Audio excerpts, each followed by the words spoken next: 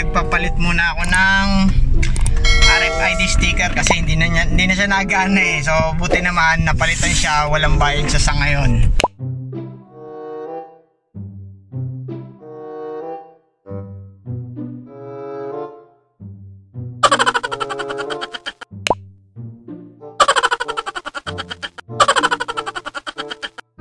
So di ko sure kung hanggang kailan tong walang bayad pero baka next month or ano may bayad na siya. Kasi parang thrice na akong hindi nare-read yung RFID ko. So panay na ang gamit ko ng card ko. So ayun, libre naman siya, saglit lang naman, didikit lang naman yun eh. So ito si kuya, pakita ko na lang sa inyo yung ginagawa niya. Yung nga lang, inabot ng ulan eh. So ayun, kaya nasa loob na ako ngayon. Tapos na siya, nagawa na, pakita ko na lang yung ginawa na lang. So, pero libre siya guys, libre, walang bayad.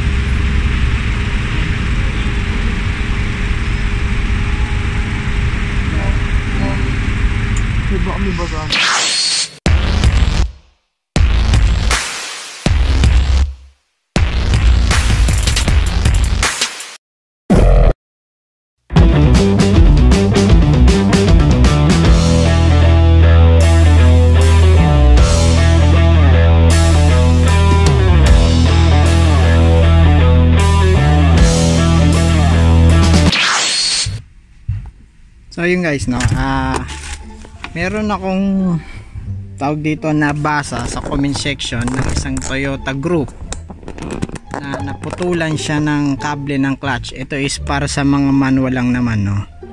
Ang nangyari kasi naputulan daw siya. So syempre hindi ka makauwi. Di ko lang alam or hindi niya minention sa tawag dito sa pinost niya kung ano yung naputol, kung ito ba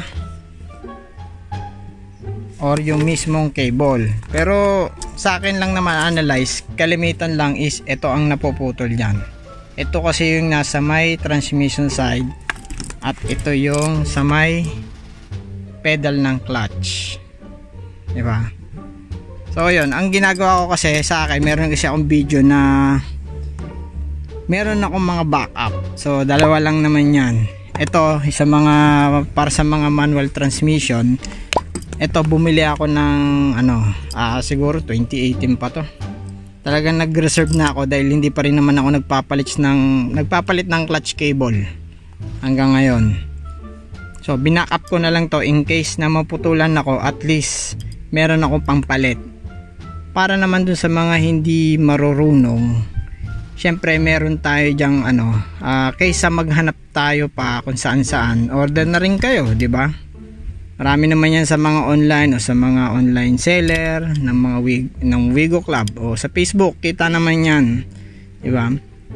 At least kung abutan man kayo, meron na kayo stock, hahanap na lang kayo ng mekaniko o kung sino man yung mapadaan dyan. Posibleng walang hindi marunong maggawa dyan ng mga mechanical na ganito, katulad niya sa sasakyan. Ito para sa akin simple lang naman to kasi palit ka lang naman, ganon, adjust kung sakali, tandaan mo lang yung markings mo dito kung hanggang saan, pares lang naman yan eh. Ito ay para sa akin lang naman ha.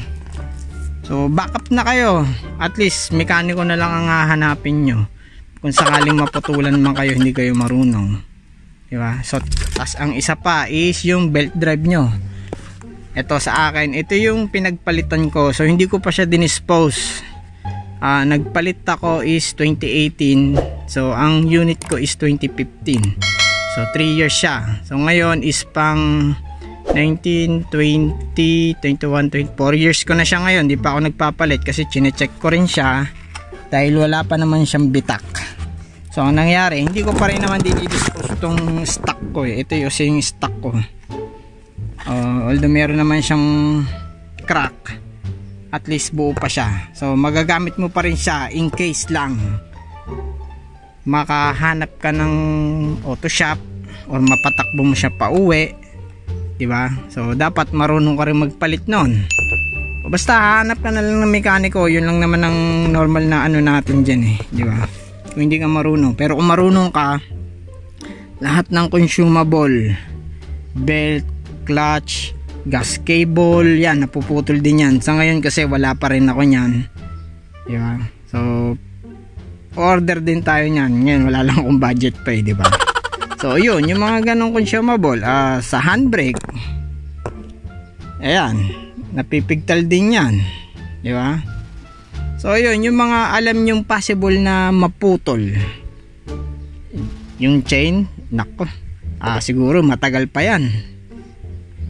Di lang naman yan tatagal pag hindi maintenance ng sasakyan mo eh. Like yung tamang oil na ilalagay mo, or overdue na yung oil mo, or hindi na gumagana yung oil pump mo, hindi na lubricate yung chain mo, diba? Kasi yung chain wala naman timing, ano tayo, timing belt eh, timing chain siya, diba? Nasa loob pa siya. Yun talaga, papalitan mo talaga, yung babaklasin mo yung side ng gilid ng engine bay mo, engine bay, yung engine mo mismo may cover kasi yun din, diba? So yun lang naman guys, sa akin is yun lang yung mga tips na pwede ko i-share sa inyo.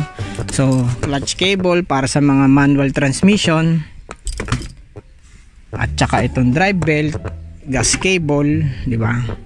So sa akin hindi ko din-expose yan. Ngayon sa akin possible baka magpalit na ako next week, i-schedule natin ito, yung pagpalit na ito. At least napalitan ko na siya, pero hindi ko i-dispose yung luma ko kasi meron na akong gas-gas na nakikita dito eh. Yeah. So ito, papakita ko na rin sa inyo, pupuntahan natin.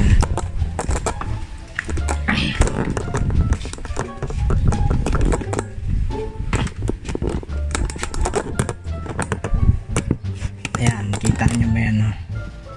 Ayan, may gas-gas na, diba? Oh, yun.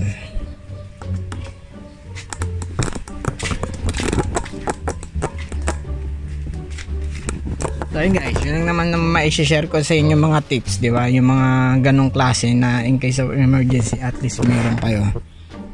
So sa coolant naman meron ng reserve yun eh. Pero ang hindi maganda doon, pag yung madalas yung reservoir tank nyo o yung tanke doon madalas pumababa ang coolant level nyo, may problema kayo sa cooling system. Ako sa tinagal-tagal ko sa 8 years ko, hindi ako nabababaan ng spare ko doon o ng reserve ko na coolant doon sa reservoir ko, diba? So yun, pa-check nyo lang din yun. May problema talaga yung sa cooling system nyo, diba? So yun, para sa akin lang naman yun, diba? So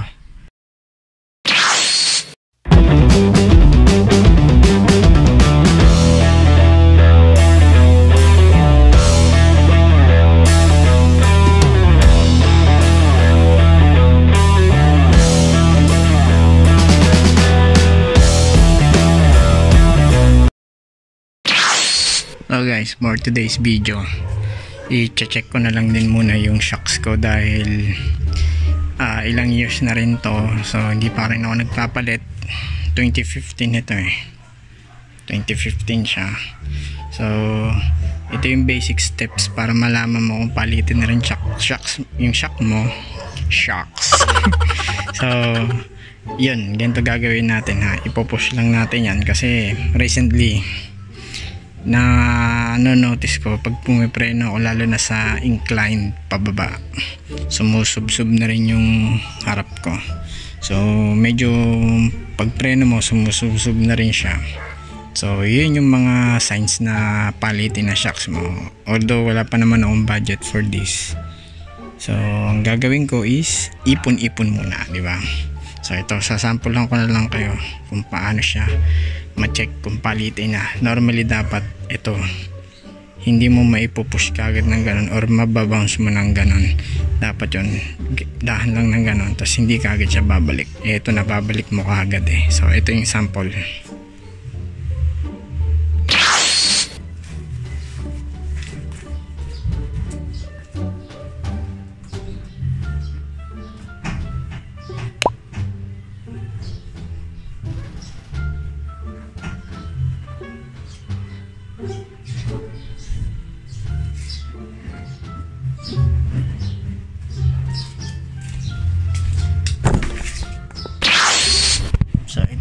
sa right side ko. Ayun, may leak siya. Ayun, kung makikita nyo.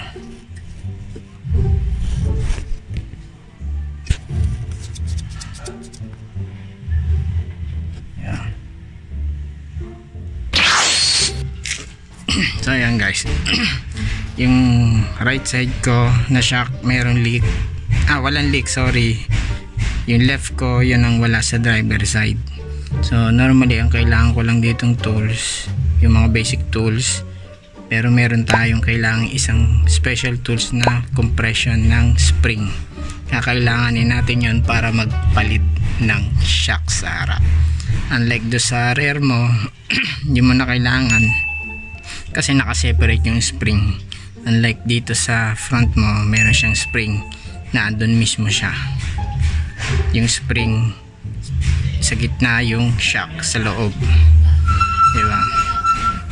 So sa ngayon yun lang muna tayo. Ipon muna ako guys ha, pero papalitan natin yan. So tsatsagayin muna natin yung ganun sitwasyon natin. So hanggat magka budget tayo, ipon lang tayo. Normally nasa set nito is 4,000 yata, 5,000 ganun. Kasi yung sa rear ko, ang nagastos ko is 3,500 lang siya kasama ng shipping fee. KYB siya, di ba? So baka naman KYB, di ba? Excel G, so baka naman. So yun din naman ang bibiling ko ulit para dito sa front ko. So yun lang muna guys ha. So basics lang, basic check up lang naman yung gagawin natin. Although 8 years na tong sasakyan na to, ang napapalitan ko pala is yung rear. Itong front is schedule natin yan once na nagka budget tayo, di ba?